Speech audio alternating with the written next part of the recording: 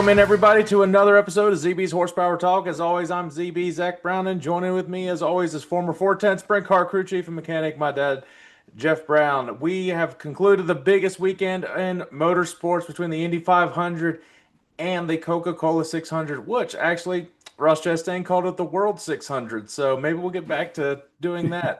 We'll talk about that in a second. Spectacular events.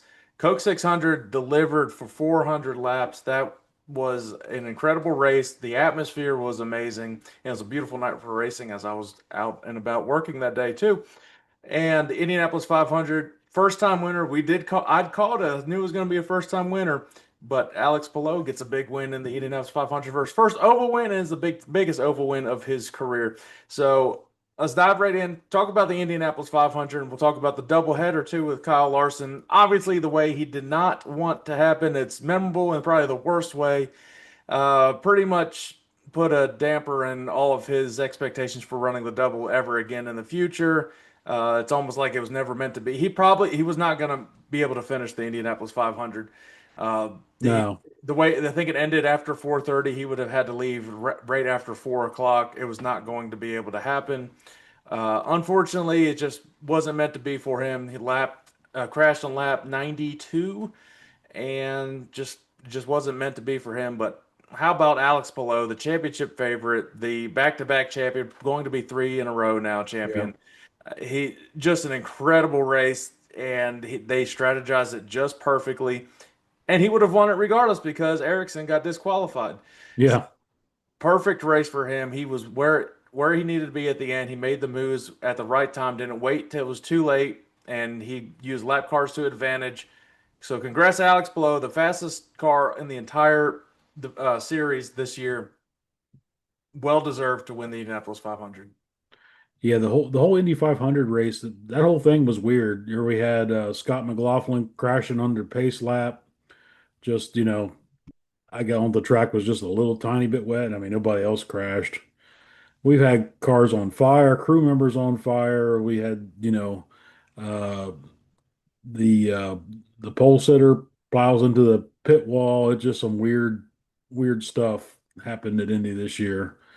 And Kyle Larson actually started passing cars, and then he had such a run, and I think he jammed on the brakes and downshifted. And I guess you don't do that in an Indy car, and just got loose, and that was the end of it. But like you said, unless they could have worked something where he would have missed the drivers' meeting and started in the rear, yeah, he wasn't going to make it. They said he had to be out there by like 4 o'clock or just after 4 o'clock, and rain delay and lots of cautions, and just a strange race for the Indy 500 for sure. But it sums up the entire month for the Indianapolis 500. Everything was weird leading up to that. Crashes happening in practice on carb day, disqualifications happening. Just weird. Just overall very weird. Lap one was weird. Crashed right away. And Yeah, uh, with Marco Andretti getting involved with a bunch of other drivers in the back, just one of the strangest Indianapolis 500, still an amazing spectacle. I don't remember those damn helicopters flying around the track I don't on the remember pace that because lap. we would have probably had a picture of that. That was freaking awesome. I remember them flying around, but not like that. That was really freaking cool. Just what an awesome event.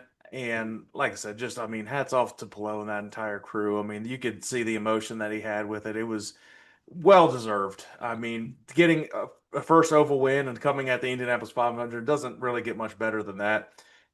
Uh, They were joking after the at the Indianapolis 500 banquet that I think it was Scott Dixon saying, "Yeah, I'm going to send you on vacation for the next 5 weeks with your family, all inclusive. It's on me, no big deal." And they went back to say, "Well, he still probably have the championship lead after all that." It's One neat thing, his daughter looked like she was about two or so. She was drinking milk in Victory Lane too, out of the jugs. That was pretty cool. well, he one thing he did say, it was the sweetest milk he's ever had. He's like, "I don't know what they put in it or whatever it is." He's like, "That was delicious," and it probably helps that you're exhausted, want something good and quenching before Yeah, for work. sure. And but yeah, that was just a cool event, and it sucks we couldn't have made it. But we would have blamed the rain on ourselves again if we went there. It would, but Yeah. so it wasn't us. It wasn't just us. Well, it was weird. There was one tiny little cell that kept showing up right over the track. There was no other rain in Indiana anywhere. Yeah. Well, let's head over to the Charlotte race, the Coke 600 or the World 600, whichever you are, if you're a traditionalist or a modern day NASCAR Yeah. enthusiast. Ross Chastain, first driver in 50 or 60 years to start dead last and win the race. Yeah. He uh, battled Byron at the very end of the race. Byron was the fastest car between him and Denny. Chastain comes out of nowhere, and that race was really good. I wish it was not broken down into stages. The the stages were it was fun, but it just kind of takes out the strategy of everything with fuel mileage and all that. That track is amazing to race, and it's incredible to see the drivers to race on that because it's so worn and it's so bumpy. 600 miles doing that. I mean, I guarantee their backs hurt after that. Uh, Yeah. but Chastain and Byron going just battling it out. Byron I think he hit the wall, and Chastain was able to get by him, and he never let up the lead. And just an incredible finish to the a great day of racing. But Byron leading 284 laps, just coming up short once again. It definitely sucked for him. Feel you feel for him, but that's Ross Chastain's first crown jewel race, and I expect him to get a lot more. That was a very popular win. A lot of people like to see the watermelon Yeah. smash after that. I mean, Ross Chastain is no NASCAR doesn't like him, and a lot of drivers don't like him, but he's really a fan's He's got a driver. good personality for sure. Well, he's a blue collar worker. He came from Yeah. working the fields of a watermelon farm, and that's really what he is at heart. And yeah, I mean, just incredible race. He didn't wreck anybody. He didn't like he's been known to do before, is hit him and take him out of the race. I mean, it was as good as you could get. I mean, he was just methodically making his way up the field and getting that win. Byron nearly got a double header win between Xfinity and Cup Series. Dominated the Xfinity Series, won all the stages, uh, and he nearly swept all the stages in the Cup race. Just came a little bit short. Uh, Kyle Larson's day in that one comes up short. That was not meant to be. He spun No. out on his own, which I mean that was lap Leading. 43. Yeah. You can get that sorted out. But as he was starting to make up ground, like he was the Indianapolis 500. People crashed in front of him, and he was just an innocent bystander in that, and that was it. Yeah. That was tough. But yeah, just out in front leading, he was one of the best cars, at least early anyway. You got into like you said, it's bumpy. You hit that bump just the wrong way, that back end comes around. There's no saving that once it goes. And like he didn't hit anything. Went through the grass, maybe knocked the rear toe out a little bit. I don't think it was too bad. They kept working on it, and he was up.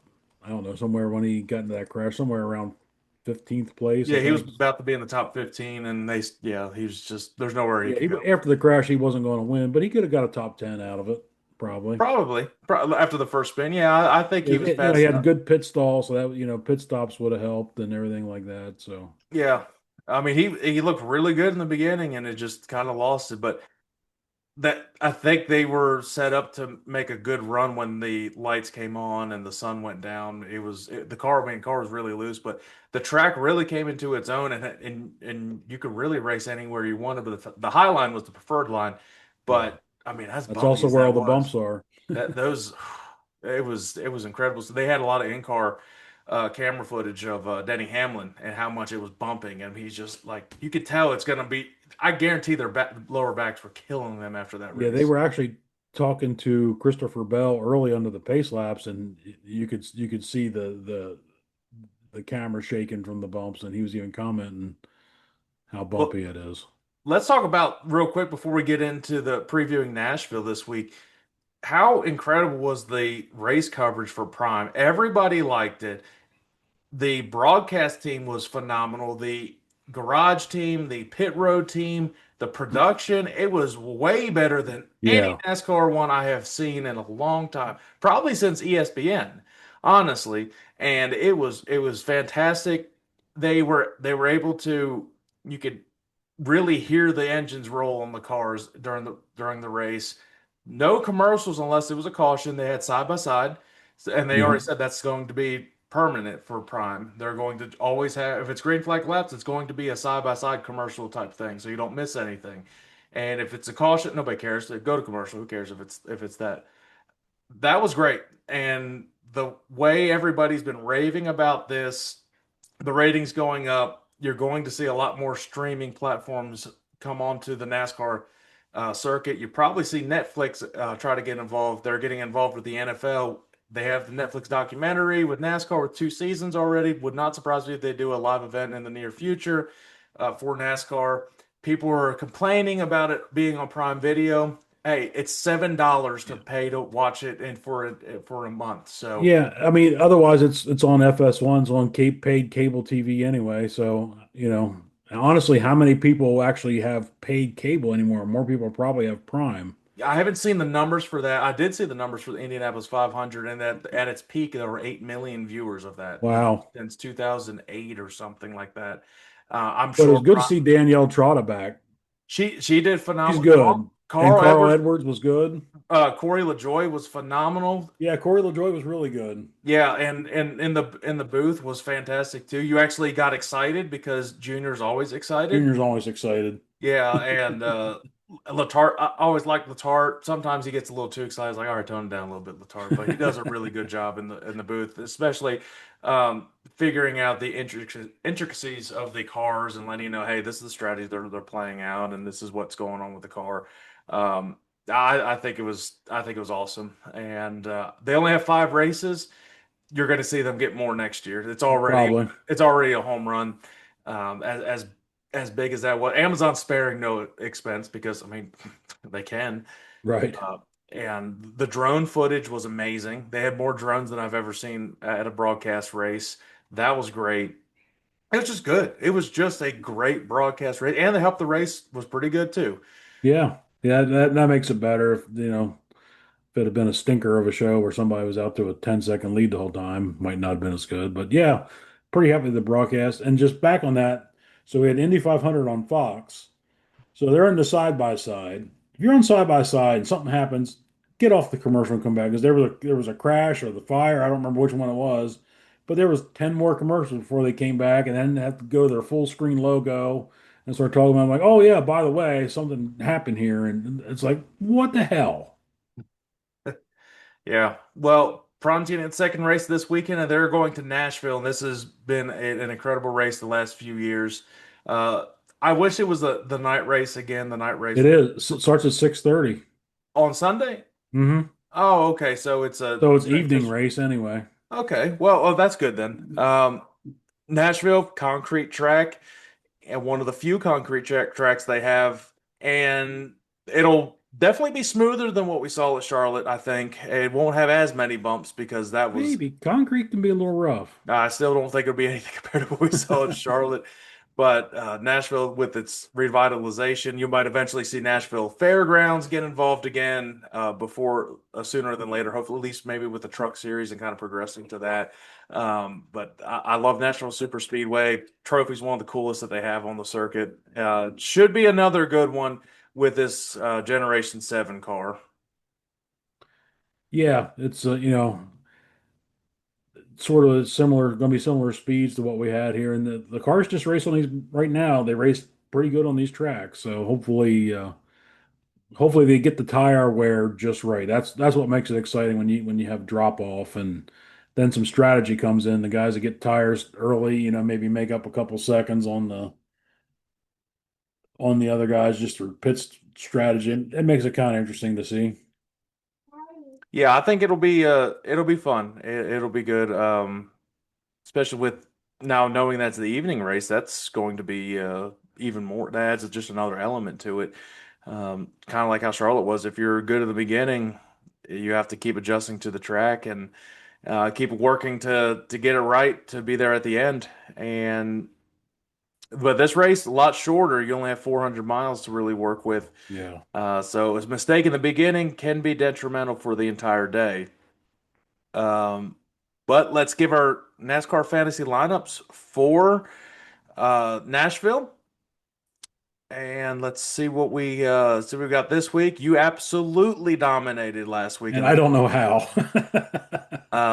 that was an ass kicking of epic proportions that you put on us, and Yeah, that I so don't think that that's ever that means happened. this week I'm screwed. I don't do Well, too well. I have to change up some this week. Luckily, I put Larson in the garage. I was able to keep him away from my lineup. I don't have him in here this week.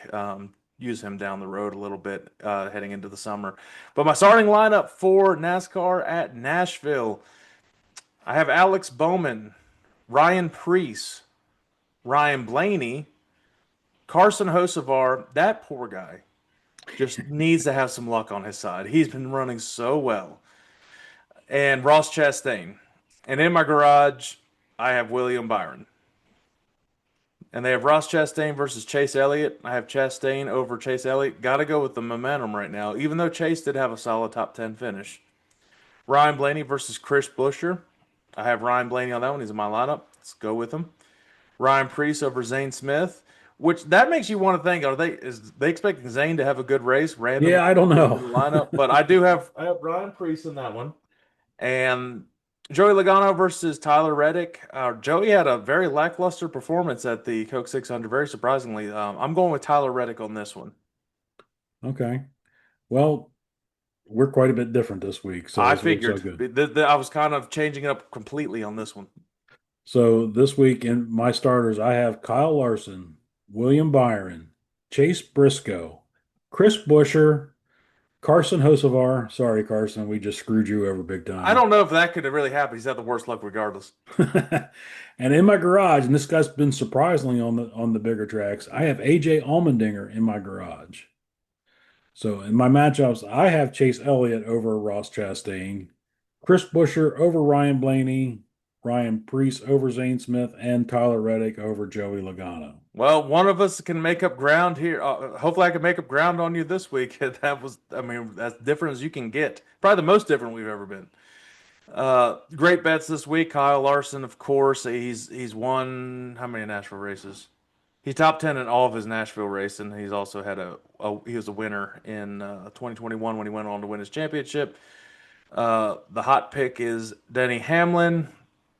Avoid Alex Bowman. Cool. Got him in my lineup. Avoid Brad Keselowski.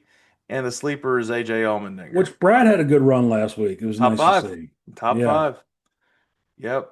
Yep. That was definitely good for him to do that. So let's give our race winning picks for Nashville this week. All right. So I don't really know how I want to go about this.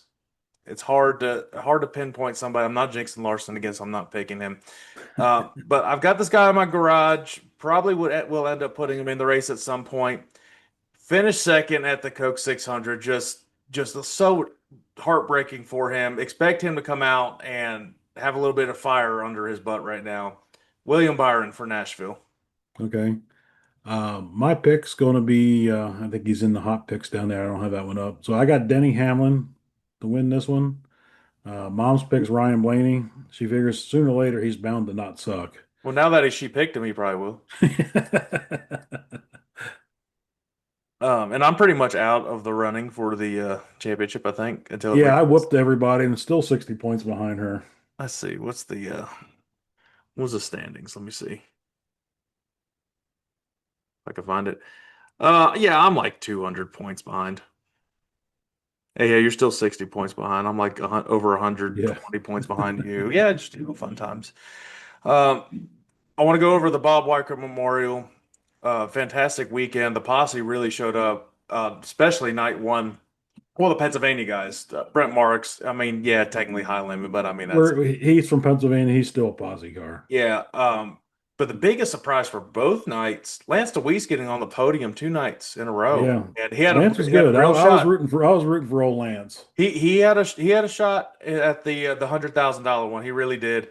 Uh, Aaron Reitzel started up front. Really, if you started up front on especially night two, you were likely going to have a solid finish. Yeah. Well, Um, Macri had him passed, and then the caution of the red came out, and that was it. If that would have went green, they weren't going to catch I was Macri really either. impressed with how McRae was running the bottom.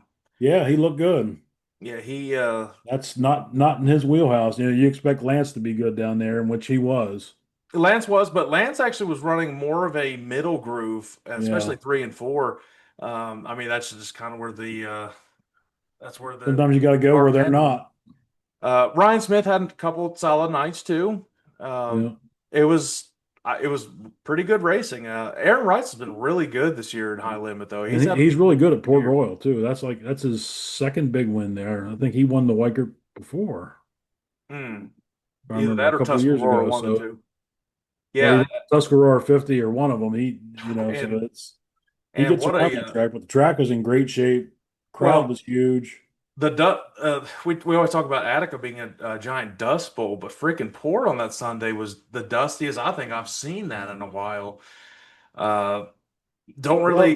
it's they had rain Friday and they actually canceled it, and it looks like they left the track hard just in case they got any more rain because it was pretty slow in warm-ups and everything on Saturday. But it came in. It definitely came in, and Yeah. it put on good But it was the races. same the whole width of the track. So I mean it was, Yeah, the cushion was the whole way up against the wall. So you weren't going to lean on that. You had to be way up there. So if you could get it handling on the bottom, you could be pretty good. and you saw a couple outlaw guys come in there to race. I mean, it was 100,000 to win, and they only had to Yeah. come from Ohio. So, Yeah. um, Which you were speaking of Attica, that wasn't, like the track looked pretty good this time. Looks like they had some water on it. That was a good race, the outlaw race yeah, it's between Carson Macedo and Schuhart.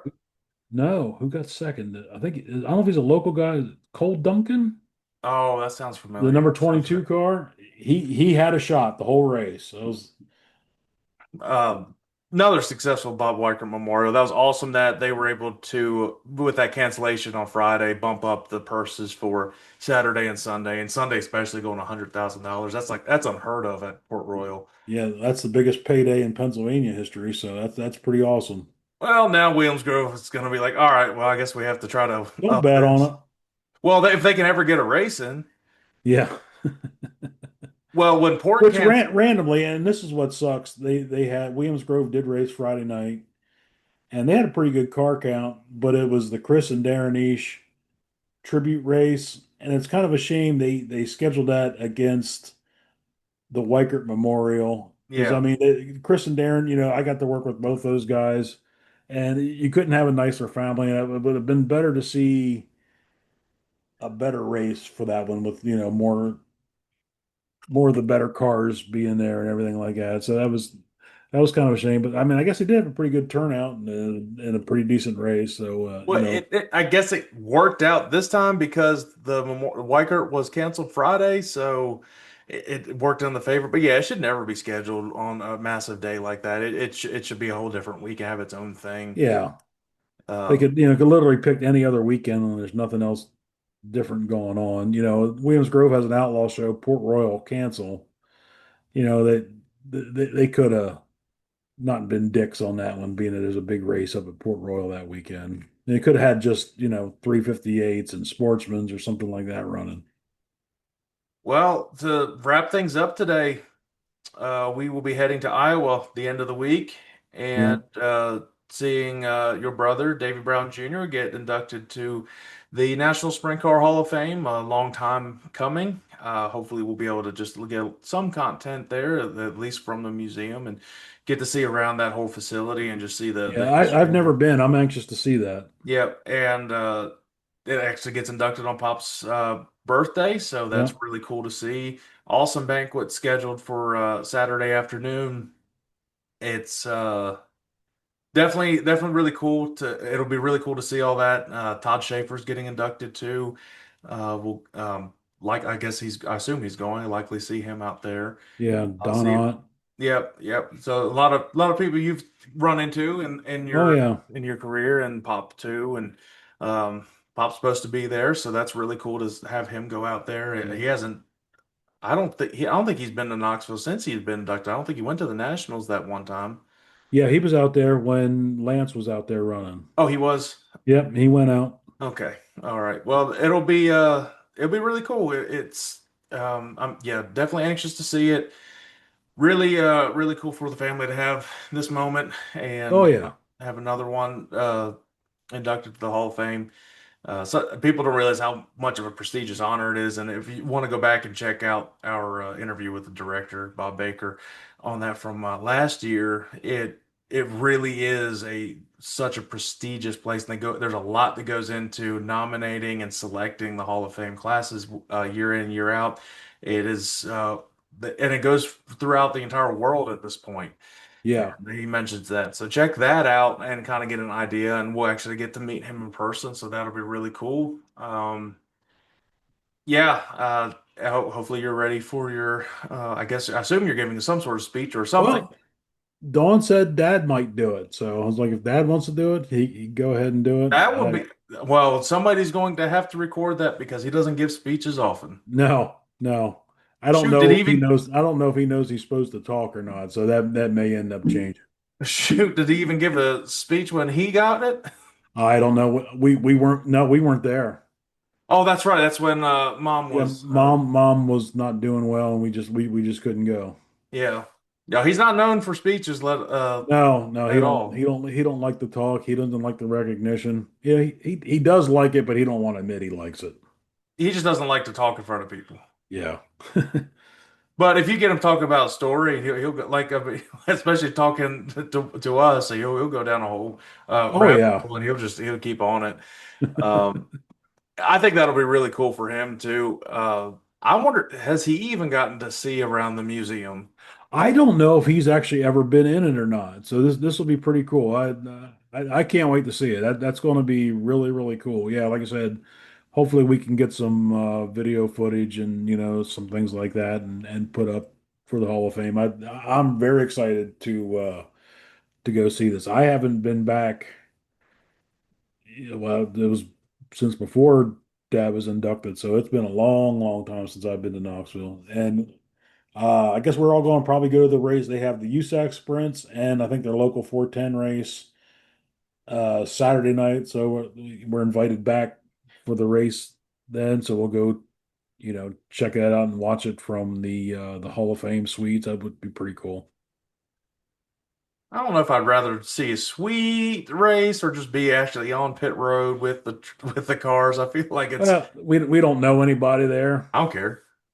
other than my unofficial cousin Brian Brown because he calls Dad Uncle Davey, so that makes us unofficial cousins. No, but still, everybody always talks about, oh, the sweets are great. I'm like, yeah, but I'd rather be right beside a car that's just freaking 950 horsepower and just rolling. Well, I'm not saying we can't go in there, so I'm assuming we can probably get in there and Especially check with it Pop's credentials, we could probably get in there almost anywhere we want. He's kind of like royalty out there. So if any local 410 guys are racing out there, you guys need some help, let us know. We got the heavy hitters coming out this weekend. I can lift things up and put them down. You need some help with tires and stuff, I We can got scrape you. mud like nobody's business. Well, I can lift the tires, and I still could probably remember the mountain dismount tires. But yeah, it'll be really cool, and looking forward to it. It'll be really cool to honor. I don't remember Davey because I was No, you were just young. past. So that's really that'll be really cool. Just kind of see people talk about it and go down memory lane. And I haven't really and then kind of experience his accomplishments through other people that I haven't really gotten to see. You can read about it, but it's going to be cool that people in person will actually talk about it. So that'll be cool. And I think there's actually going to be a stream somewhere. It wouldn't surprise me if Flow Racing has some sort of stream because they have a big article on the National Sprint Car Hall of Fame. Okay, that'd be cool. I'm sure something somewhere would probably pop up. I'm I'm gonna try to record as much as I can if they allow it, at least the acceptance speech, to at least save it for my personal stuff, and release it as well for everybody to see. So I think that does it for this week, guys. We will try to get some content and catch you guys from Iowa at the end of the week, and we'll be back in action on a regular show again next week. So we will see you then. All right. Bye, everybody.